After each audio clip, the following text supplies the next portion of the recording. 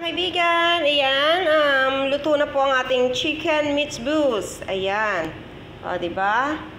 O, ayan, pinakita ko na sa inyo. Ito po yung itsura niya, diba? Kanina, niluto ko siya doon sa casserole na may tubig, and then inilagay ko yung kanin. And then inilagay natin to sa oven. Ayan, red na siya. So, ready to serve na po. Ito ay lalagyan natin, sindihan natin yung candle, and then lalagay natin yan dito. Lalagyan natin ng ininit na tubig.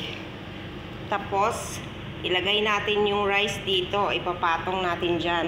Yung, ito. Okay? So, para ma-maintain yung init. Diba? Ayan, ganyan lang siya kasimple mga kaibigan. O, ayan. Pwede na siguro ako maging chef. O, diba mga love?